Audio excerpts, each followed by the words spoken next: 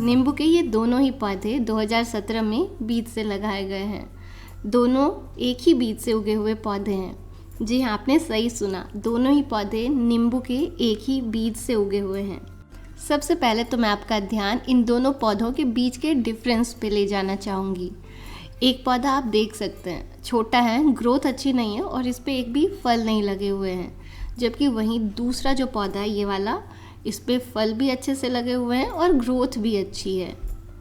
इस वीडियो में मैं आपको नींबू को बीज से उगाने का सही तरीका बताने वाली हूँ।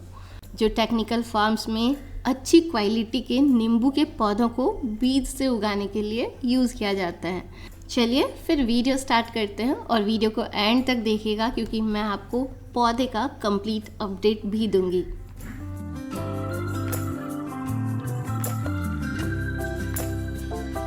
चलिए सबसे पहले तो लेमन से कुछ सीड्स निकाल लेते। लेमन को पूरा आधा मत काटिए, ऊपर से हल्का इस तरह से काटिए। फिर उसके बाद आप ट्विस्ट करिए, लेमन 2 भाग में बट जाएगा और एक भी बीज कटेगा नहीं और बस बीज निकाल लेने हैं।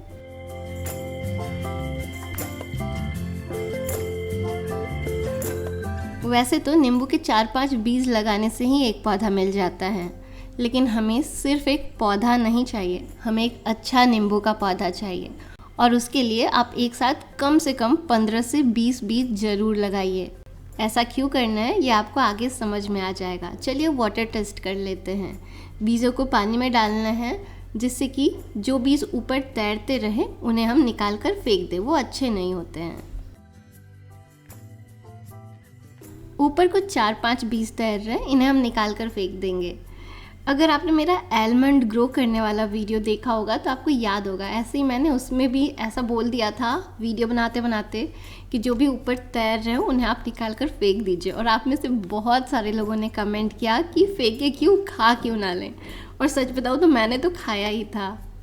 बीजों को लगाने के इस प्रोसेस में हमें ध्यान रखना है कि एक साथ 2 बीज ना लग जाएं। हमें एक जगह पे एक ही बीज लगाना है और इसलिए मैं ये सीडलिंग ट्रे यूज़ कर रही हूँ और मैं बीज सिर्फ कोकोपीट में लगाने वाली हूँ। अगर आपके पास कोकोपीट ना हो तो मिट्टी और बालू दोनों को बराबर मात्रा में मिला के लगाइए, सिर्फ मिट्टी में मत लगाइए, नहीं तो बाद में आपको दिक्कत होगी।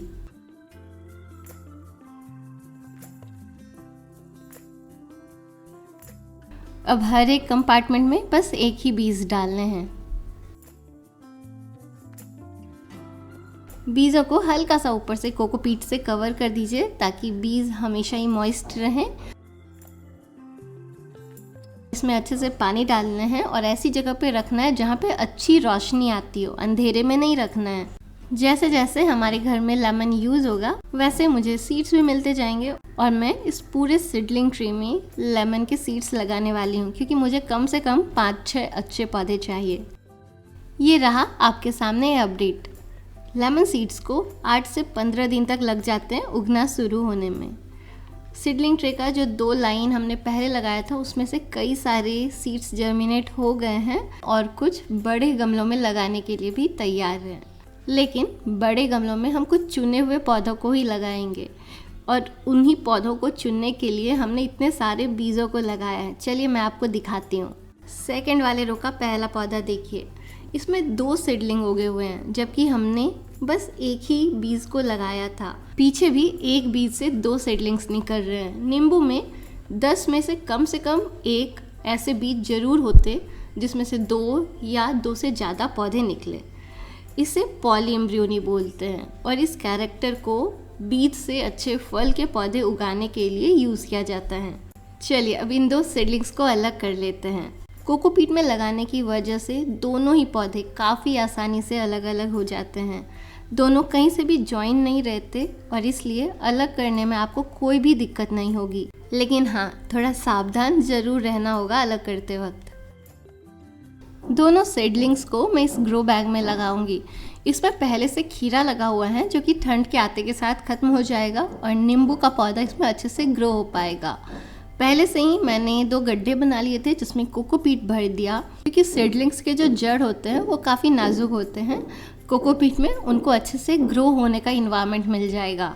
इन्हें आप शाम के समय लगाइएगा और लगाने के बाद अच्छे से पानी ज़रूर डाल दीजिएगा। अगर बारिश ना हो तो हर रोज़ एक बार पानी ज़रूर डाल दीजिए।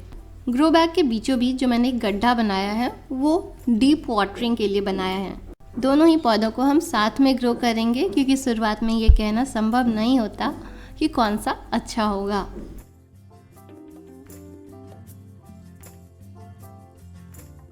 जैसे कि इन दो पौधों में ये वाला जो पौधा है इस पर आप देख सकते हैं फल भी लगे हुए हैं और इसकी जो फल की क्वालिटी है ना ये इसके मदर प्लांट से काफ़ी मिलती है।